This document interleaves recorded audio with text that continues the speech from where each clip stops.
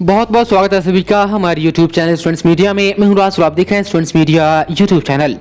बिहार विश्वविद्यालय के 19 से 22 के पार्ट 1 के छात्र छात्राएं, आपकी परीक्षा जो होगी अप्रैल में शुरू हो जाएगी और अप्रैल में खत्म भी हो जाएगी, ये मुझे पूरा भरोसा है। आप में से कुछ स्टूडेंट्स कमेंट कर रहे थे कि एग्जाम में जो होता है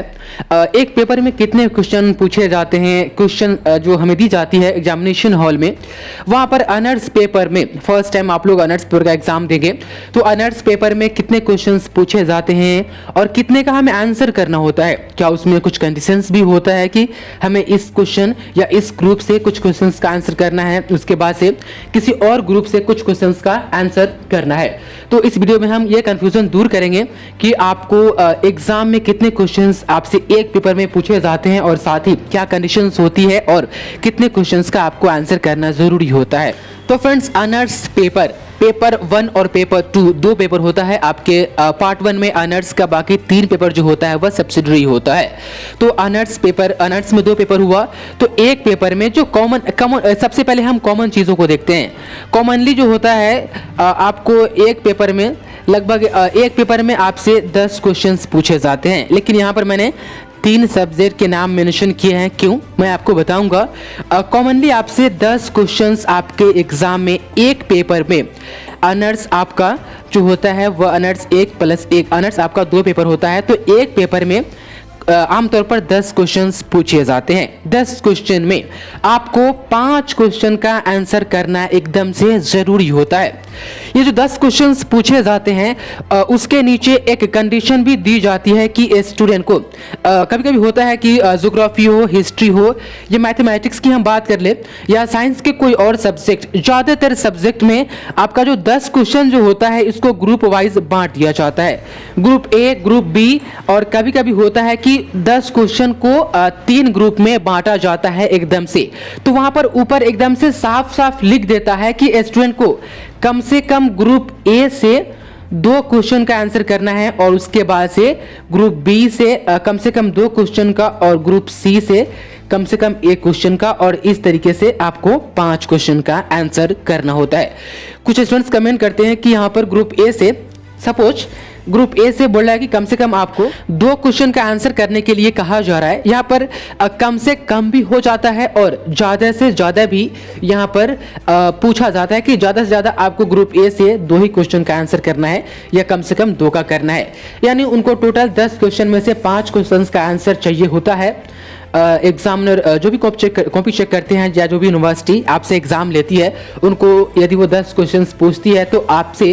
5 क्वेश्चन का आंसर वो चाहती है और यह बता देती है कि कम से कम ग्रुप ए से 2, ग्रुप बी से 2, ग्रुप सी से 1, या ऐसा भी हो सकता है कि कम से कम आपको ग्रुप ए से 1 क्वेश्चन और ग्रुप बी से 2 क्वेश्चन और ग्रुप सी से 2 क्वेश्चन। तो थोड़ा आप समझ के जाए कॉमन सेंस का इस्तेमाल करते हुए।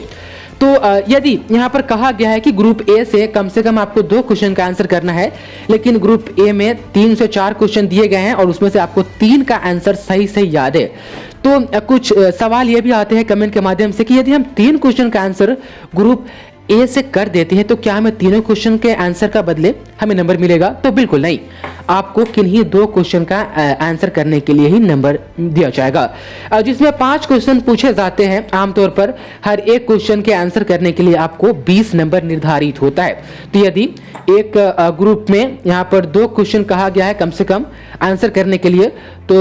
2 × 20 यानी वो 40 नंबर का होगा, और आप सोचते हैं कि हम 3 क्वेश्चन का आंसर कर दें और हमें 60 नंबर मिल जाए, तो ऐसा बिल्कुल नहीं होगा। भले ही आपको तीनों क्वेश्चन का आंसर आपको सही आता हो, फिर भी आपको 40 नंबर ही दिया जाएगा, क्योंकि वहां पर कंडीशन होता है कि कम से कम आपको 2 ही क्वेश्चन का आंसर करना है। तो कंडीशन हर क्वेश्चन के मुताबिक अलग अलग होती है, साइंस वालों में अलग होता है और कभी कभी कुछ पेपर में कंडीशन होता ही नहीं है, और नीचे एकदम साफ साफ लिखा रहता है कि आपको कितने क्वेश्चन का आंसर करना है। तो वहां पर क्लियर होता है, आप एक बार एग्जाम देंगे तो उसी के हिसाब से आप पार्ट 2 में एग्जाम कैसे होता है, कंडीशन क्या होते हैं समझ जाएंगे, पार्ट 3 में एग्जाम कैसे होता है, कंडीशन क्या होते हैं वह समझ जाएंगे। यहाँ पर एक चीज और बता दी, जो ये मैं पर कम से कम कह रहा हूँ, यदि आपके माइंड में आ रहा है कि आप ज़्यादा से ज़्यादा क्यों नहीं कह रहे हैं, तो यहाँ पर उस हिसाब से ना कही जाती है कम से कम कि ये कम से कम में ही टोटल 5 क्वेश्चन हो जाते हैं, इसलिए यहाँ पर ज़्यादा से ज़्यादा का सवाल पैदा नहीं होता है। और कभी कभी होता है कि यदि आपके क्वेश्चन में ग्रुप ए और ग्रुप बी ही है, और यहाँ पर कंडीशन है कि 5 क्वेश्चन का ही आंसर करना है। तो वहाँ पर इस तरीके से होता है कि एटलीस्ट आपको ग्रुप ए से 2 और ग्रुप बी से 3, या ऐसे कह देगा कि एटलीस्ट ग्रुप ए से 3 और ग्रुप बी से 2, यानी 5 पूरा करके आपको देना ही है। अब यहाँ पर मैथ में जो होता है, मैथ में 10 क्वेश्चन नहीं होता है, मैथ में होता है 12 क्वेश्चन। इसमें से वहां पर कहा जाता है कि 6 क्वेश्चन का आपको आंसर करना है, और कंडीशन बिल्कुल ऐसी होती है, ग्रुप ए भी हो सकता है वहां पर बी सी, और वहां पर कंडीशन साफ साफ होती है, ग्रुप ए से 2 हो सकता है, ग्रुप बी से 2, ग्रुप सी से 2, या इसमें कमोबेश भी किया जा सकता है। इसी तरीके से इंग्लिश जो होता है, इंग्लिश में कभी कभी होता है कि आपको पार्ट 1 में जो पेपर 1 होता है उसमें 4 ही क्वेश्चन पूछ दिया जाता है या 5 क्वेश्चन पूछ दिया जाता है। लेकिन इंग्लिश में होता है कि मान लीजिए क्वेश्चन नंबर 2 है, तो क्वेश्चन नंबर 2 में पोएम्स के लाइन दिए गए हैं एक्सप्लेन करने के लिए, तो वहां पर ऑप्शन भी होते हैं लगभग। ऑप्शन अगर इस तरीके का ऑप्शन वहां पर है तो यहाँ पर लिखा होता है कि किन्हीं 3 ऑप्शन या प्रश्न का उत्तर आप दे। यहाँ पर 4-5 ऑप्शन रहेगा, उसमें से कह देगा कि इनमें से किन्हीं 2 या 3 का दे। तो वो ये 4 से 5 क्वेश्चन जो पूछती है लैंग्वेज पेपर में, ये यहाँ से मेंटेन हो जाता है, किन्हीं 3 या 2 ऑप्शंस में से कह करके। तो वहाँ पर ये भी क्लियर होता है। बिल्कुल हिंदी में भी वैसे ही होता है, 4 से 5 क्वेश्चन पूछते हैं, लेकिन हर क्वेश्चन में भी ऑप्शन होता है, और वहाँ पर क्वेश्चन के अंदर भी होता है कि आपको तमाम ऑप्शन में से कितने क्वेश्चन का आंसर करना है। और वैसे स्टूडेंट जो चाहते हैं कि घर बैठे उसको टॉप 10 इंपॉर्टेंट क्वेश्चन मिल जाए पढ़ने के लिए, उसके साथ ही क्वेश्चन बैंक मिल जाए उनको पढ़ने के लिए, MIL ऑब्जेक्टिव क्वेश्चन मिल जाए घर बैठे पढ़ने के लिए। क्वेश्चन बैंक आप आर्ट्स का तमाम सब्जेक्ट का, साइंस के तमाम सब्जेक्ट का, उसके बाद से कॉमर्स के तमाम सब्जेक्ट का क्वेश्चन बैंक आप चाहते हैं घर बैठे लेना PDF के रूप में, तो ये दिए गए व्हाट्सएप नंबर जो है इस पर आप व्हाट्सएप करें,